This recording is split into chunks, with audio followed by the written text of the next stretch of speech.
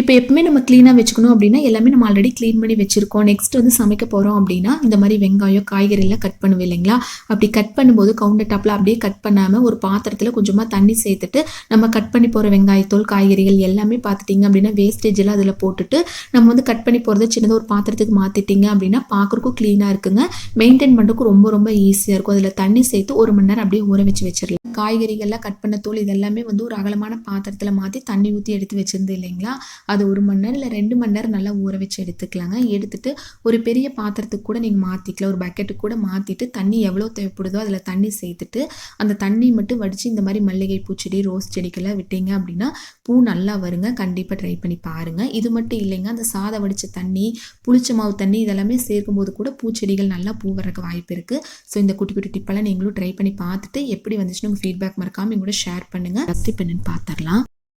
இப்போ சாதம் அப்படின்னா தண்ணி வந்து அரிசிக்கு தகுந்த மாதிரி வைப்போம், அதனால ரொம்ப தெரிக்காதுங்க. லைட்டாக தெரிக்கிறதுக்காக அந்த டிப் நம்ம பார்த்தோம் இல்லைங்களா. இதே சாம்பார் அப்படின்னா பருப்பு கொஞ்சமாக எடுத்தால் கூட தண்ணி அதிகமாக சேர்ப்போம், காய்கறிகள் சேர்ப்போம், அதுக்காக தண்ணி கொஞ்சம் அதிகமாக சேர்ப்போம். ரசம் வைக்கிறதுக்காக கூட தண்ணி இந்த அளவுக்கு நம்ம சேர்த்துக்குவோங்க. நீங்கள் பருப்பு பச்சை பயிறு கொள்ளு இதெல்லாமே வேக வைக்கணும் அப்படின்னா தண்ணி எந்த அளவுக்கு வேணால் சேர்த்துக்கலாங்க. அந்த மூடியில் அதிகமாக தண்ணி வெளியில் வராமல் இருக்கணும் அப்படின்னா இந்த டிப் ரொம்பவே யூஸ்ஃபுல்லாக இருக்குங்க.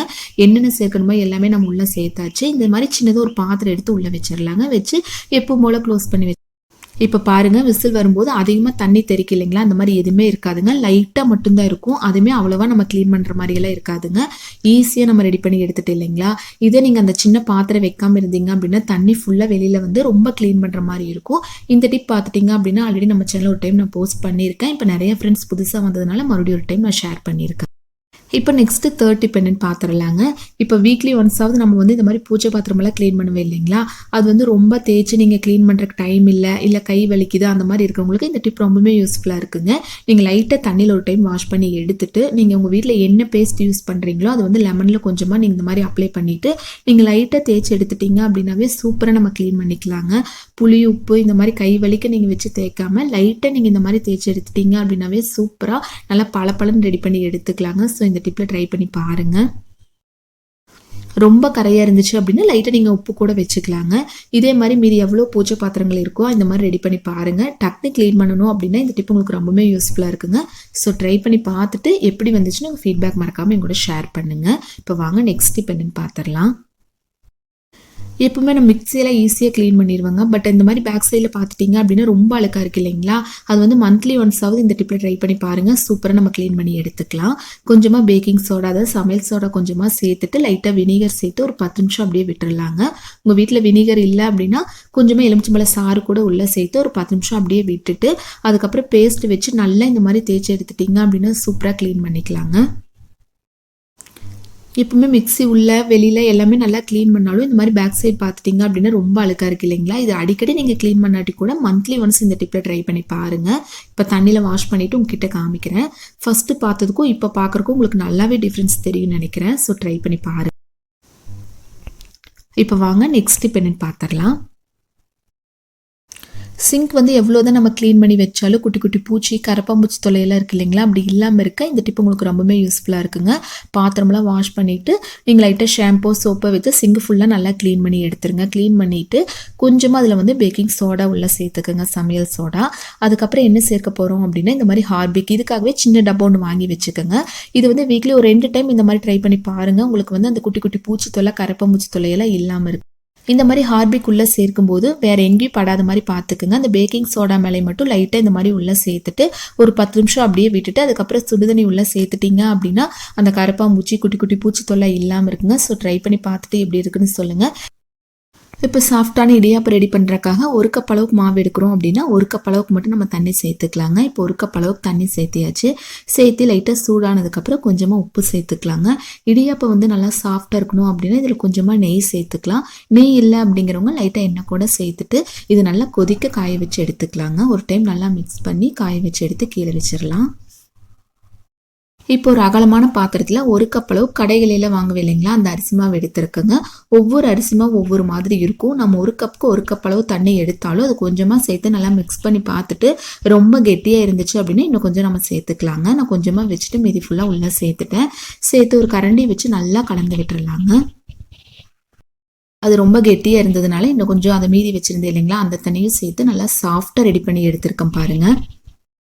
வீட்டில் வந்து இடியாப்பச்சி இல்லை அப்படிங்கிறவங்க என்ன பண்ணலாம் அப்படின்னா, இந்த மாதிரி காய்கறி துருவு இல்லைங்களா, அதை எடுத்துக்கலாங்க. அதில் அந்த சின்ன சின்ன ஹோல்ஸ் இருக்குது இல்லைங்களா, அதில் வந்து இந்த மாதிரி ஃபுல்லாக சீவி எடுத்துக்கலாம். உங்களுக்கு வந்து பெரிய ரவுண்ட் ஷேப்பில் வேணும் அப்படின்னா ஃபுல்லாக தட்டு ஃபுல்லாகவே சீவி எடுத்துக்கலாங்க. இல்லை அப்படிங்கிறவங்க இந்த மாதிரி சின்ன சின்னதாக வேணும் அப்படின்னா அதுக்கு தகுந்த மாதிரி நம்ம ரெடி பண்ணி எடுத்துக்கலாம். இப்போ நெக்ஸ்ட் ஒரு இட்லி பாத்திரத்தில் கொஞ்சமாக தண்ணி சேர்த்து தண்ணி லைட்டாக சூடானதுக்கப்புறம் எப்பவுமே நம்ம இடியாப்பெல்லாம் வேக வைப்போம் இல்லைங்களா, அந்த மாதிரி ஒரு 10 நிமிஷம் மீடியம் ஃப்ளேமில் இருக்கட்டுங்க. அதுக்கப்புறம் நம்ம ஓப்பன் பண்ணி பார்க்கலாம். இப்போ கரெக்டாக 10 நிமிஷம் ஆச்சுங்க. நம்ம ஓப்பன் பண்ணி பார்த்தோம் அப்படின்னா நல்லா சாஃப்டான சூப்பரான இடியாப்பம் ரெடி ஆயிடுச்சு இல்லைங்களா. இது அப்படியே ஒரு பிளேட்டுக்கு மாற்றிக்கலாங்க. நான் ஆல்ரெடி சொன்ன மாதிரி உங்களுக்கு பெரிய சைஸில் வேணும் அப்படின்னா தட்டு ஃபுல்லாகவே இந்த மாதிரி ரெடி பண்ணி எடுத்துக்கலாங்க. குட்டி குட்டியாக வேணும் அப்படிங்கிறவங்க இட்லி பாத்திரத்தில் இந்த மாதிரி வேக வச்சு எடுத்துக்கலாம். இதுக்கு தேங்காய் பால் நாட்டு சக்கரை வச்சு சாப்பிட்டீங்க அப்படின்னா டேஸ்ட் ரொம்ப ரொம்ப நல்லா இருக்குங்க. ட்ரை பண்ணி பார்த்துட்டு எப்படி வந்துச்சுன்னு சொல்லுங்கள். இப்போ ஒரே தோசைக்கல்ல மோஸ்ட்லி எல்லாருமே சப்பாத்தியும் போடுவோம். அதே தோசைக்கல்ல அடுத்த நாள் பார்த்துட்டிங்க அப்படின்னா தோசை ஊற்றுவேன் இல்லைங்களா. அப்படி ஊற்றும் போது என்ன ஆகும் அப்படின்னா தோசை வந்து ரொம்ப கெட்டியாக இருக்குங்க. அது மட்டும் இல்லாமல் ரொம்ப அங்கங்கே ஒட்டிட்டு வர மாதிரி இருக்கு இல்லைங்களா. அப்படி இல்லாமல் இருக்கிறதுக்கு தோசைக்கல் வச்சு லோ ஃப்ளேமில் லைட்டாக ஹீட் பண்ணி எடுத்துட்டு ஒரு ஐஸ் க்யூப் எடுத்து நல்லா இந்த மாதிரி எல்லா இடத்துலையும் அப்ளை பண்ணி விட்டுறலாங்க. அது மட்டும் இல்லாமல் தோசைகள் க்ளீன் பண்ணுற கூட இந்த டிப் ரொம்பவே யூஸ்ஃபுல்லாக இருக்குங்க. லைட்டாக தோசைகள் சூடானதுக்கப்புறம் ஃபுல்லாக அப்ளை பண்ணிவிட்டு தோசை திருப்பி இருக்கு இல்லைங்களா, அந்த கரண்டி வச்சு லைட்டாக நீங்கள் சுரண்டி விட்டுட்டீங்க அப்படின்னா எல்லா இடத்துல இருக்கிற அந்த எண்ணெய் பிசு எல்லாமே வந்துருங்க. ஈஸியாக நம்ம க்ளீன் பண்ணிக்கலாம். இந்த மாதிரி நம்ம க்ளீன் பண்ணும்போது தோசை நல்லா மொறு மொறுன்னு சூப்பராக வருங்க. நம்ம சோப்பெல்லாம் வச்சு க்ளீன் பண்ணோம் அப்படின்னா ஒரு 2-3 நாளைக்கு தோசை சரியாக வராது இல்லைங்களா. ஸோ இந்த டிப்பில் ட்ரை பண்ணி பாருங்கள். தோசைகள் லைட்டாக ஹீட் ஆனதுக்கப்புறம் இந்த மாதிரி செஞ்சீங்க அப்படின்னா சூப்பராக ஈஸியாக டக்குன்னு ரெடி பண்ணிக்கலாம். இதெல்லாம் க்ளீன் பண்ணிவிட்டு நான் தோசை கூட உங்ககிட்ட ஊற்றி காமிக்கிறேன் பாருங்கள். தோசை அவ்வளோ முறுமுறுன்னு ஃபஸ்ட்டு தோசையே சூப்பராக நம்ம ரெடி பண்ணி எடுத்துக்கலாங்க. நீங்கள் எண்ணெய் சேர்த்தாட்டி கூட தோசை நல்லா வரும். நான் லைட்டாக எண்ணெய் சேர்த்துருக்கேன். நீங்கள் சேர்த்தாமல் கூட ட்ரை பண்ணி பாருங்கள். இப்போல்லாம் நல்லா க்ளீன் பண்ணிவிட்டு டவல் வச்சு ஃபுல்லாக தொடச்சி எடுத்துட்டு தோசைகள் லைட்டாக ஹீட் ஆனதுக்கப்புறம் லைட்டாக தண்ணி தெளிச்சிட்டு எப்பவும் போல் நம்ம தோசையை ஊற்றிக்கலாங்க. ஃபஸ்ட்டு தோசையை பாருங்கள் எவ்வளோ சூப்பராக வந்திருக்கு அப்படின்னு.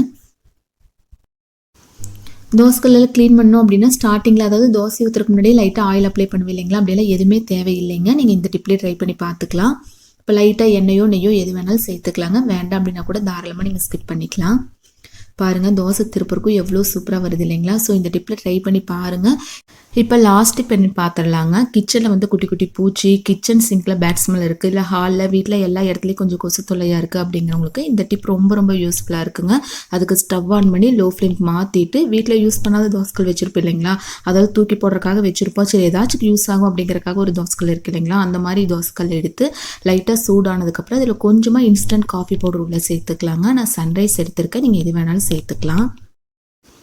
இப்போ வந்து நல்லா புகை வரும்போது நம்ம ஸ்டவ்வை ஆஃப் பண்ணிடலாங்க. சின்னதாக ஒரு ஸ்பூன் வச்சு நல்லா கலந்து விட்டு இந்த மாதிரி புகை வருது இல்லைங்களா, இந்த ஸ்டேஜில் ஆஃப் பண்ணிவிட்டு இது அப்படியே வந்து சின்னதாக ஒரு பிளேட்டுக்கு மாற்றிக்கலாம். குட்டி தட்டு இருக்குது இல்லைங்களா, அதுவுமே யூஸ் பண்ணாத மாதிரி இருக்கிற தட்டு எடுத்துக்கலாங்க. பழசாக இருக்குது இல்லைங்களா, அந்த மாதிரி தட்டில் அதை உள்ளே சேர்த்துட்டு 5-6 பிரியாணி இலை சேர்த்துட்டு சின்னதாக ஒரு கற்பூர துண்டு உள்ளே சேர்த்துக்கலாங்க.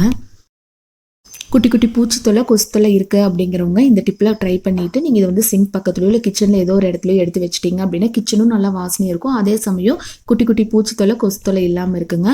உங்கள் வீட்டில் வந்து கிச்சன் மட்டும் நல்லா வாசனையாக இருக்கணும் அப்படின்னா அந்த காஃபி பவுடர் நம்ம போட்டோம் இல்லைங்களா, அதை மட்டும் தோசைக்கல் எடுத்து ஒரு இடத்துல வச்சிட்டிங்க அப்படின்னா அந்த வாசனை ரொம்ப நல்லா இருக்குங்க. கொசு தொல்லை குட்டி குட்டி பூச்சி தொல்லை இருக்கிறவங்க இந்த டிப்பெல்லாம் ட்ரை பண்ணி பார்த்துட்டு எப்படி வந்துச்சுன்னு சொல்லுங்கள். இந்த வீடியோ பிடிச்ச லைக் ஷேர் பண்ணுங்கள். நம்ம சேனல் ஃபர்ஸ்ட் டைம் வர்றீங்க அப்படின்னா சப்போர்ட் பண்ணுங்கள். தேங்க்யூ.